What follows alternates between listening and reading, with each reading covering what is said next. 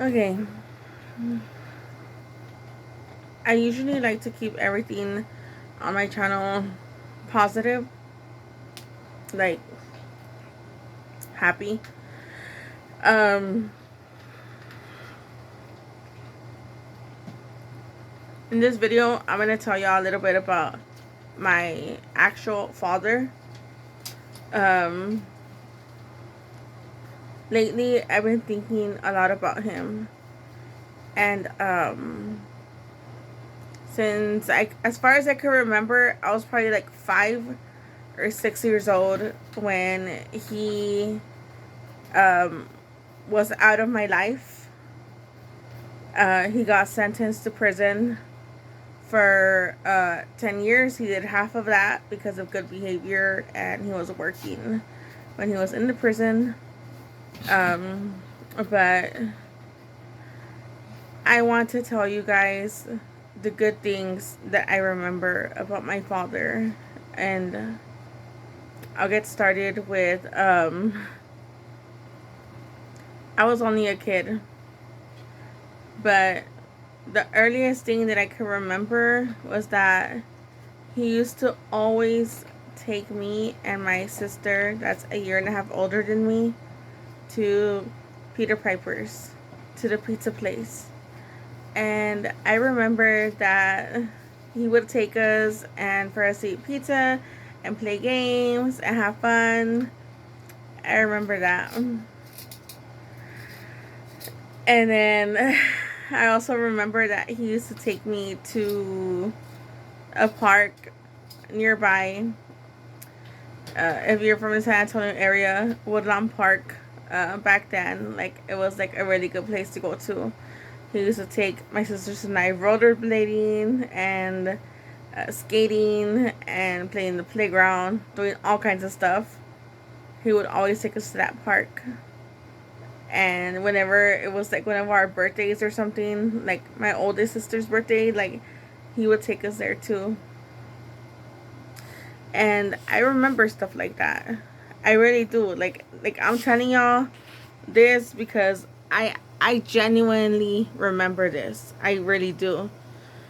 I remember that there was like an Easter when he was actually like hiding the eggs and stuff, and then we had to go and find them. And then I remember that my dad would carry me and hug me and stuff like that. Now, going forward, like fast forwarding from that, from my earliest memories, is I remember that he enrolled himself into a martial arts karate type school, and he seriously thought that he was Bruce Lee. And for those of you that know who Bruce Lee is, like, that dude is a legend. He is. Okay?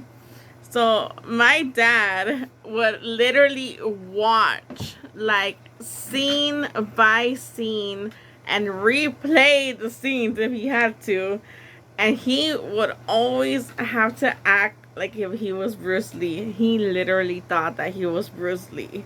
Like, this was like in his mind. Like, he, and then now looking back, it was like the funniest thing ever. Like, I was only a kid, okay? And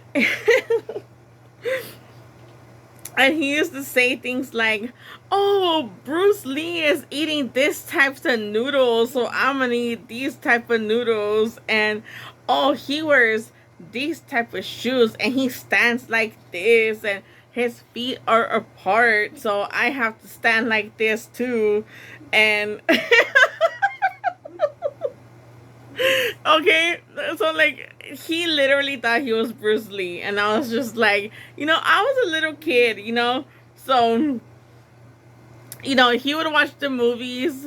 He would watch the movies, and he would say stuff like, "Oh, I remember there was a scene where Bruce Lee, he threw from a distance. He threw knives at a wall, and then like the knife stayed like stuck into the wall." Well, my father tried to recreate that scene here at home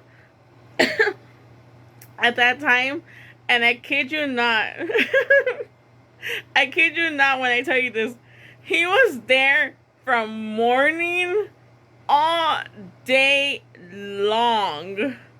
All day. He was throwing the knives at this little piece of wood that he screwed on the side of the garage, and he was trying to throw the knives to make them stick and stay stuck on the little piece of wood that he had drilled.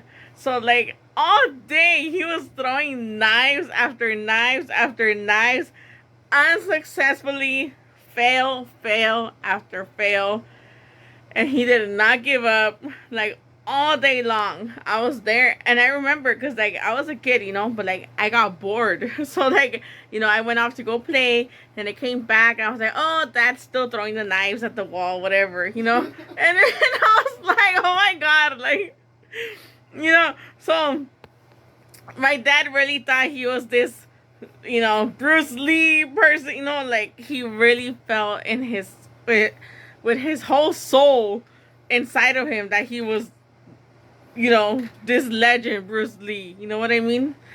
And I love Bruce Lee. I love his movies. You know what I mean? But I'm talking about my dad. Okay, this is my dad I'm talking about.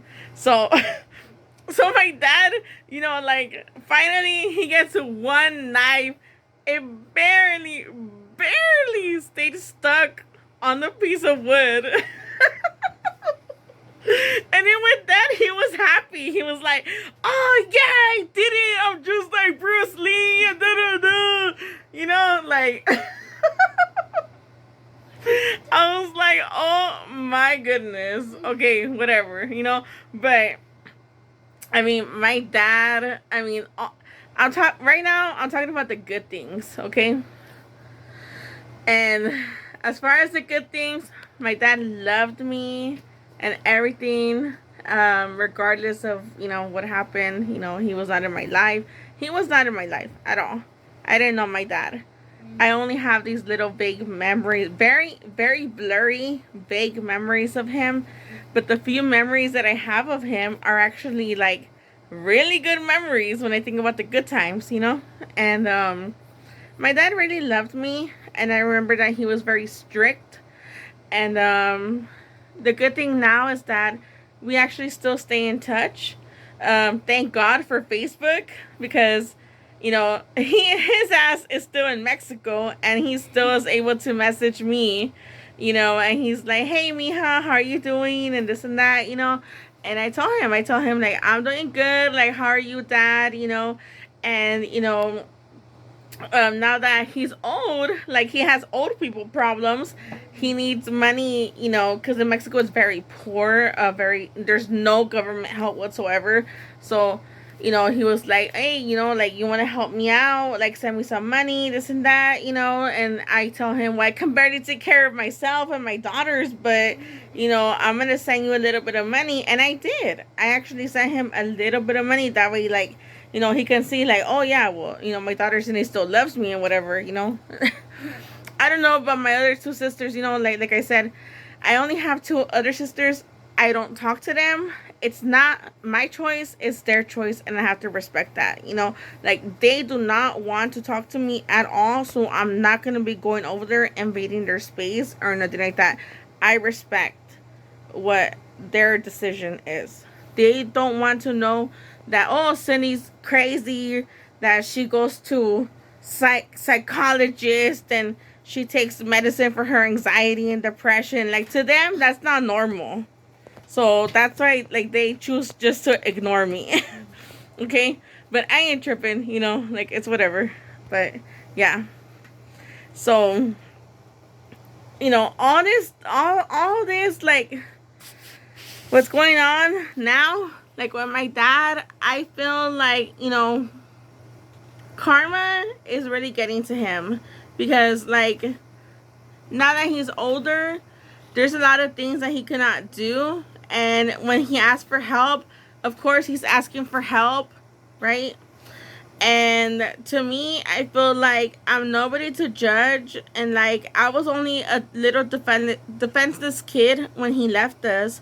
So I cannot say like anything bad about him because like I was not there in a way that, as an adult person, that an adult can say, like, oh, well, I know that they did this, they did that, whatever. Like, no, I was a child, and, the only thing I can say is that he never disrespected me in any kind of way. I love my dad. And now, he's old, and now he's asking for help, and now he's over here, like, trying to reach out and stuff. I'm nobody to judge. He's my blood. Like, that's my blood dad. So, to me, I feel like, of course, if I can help him, I will. I really will.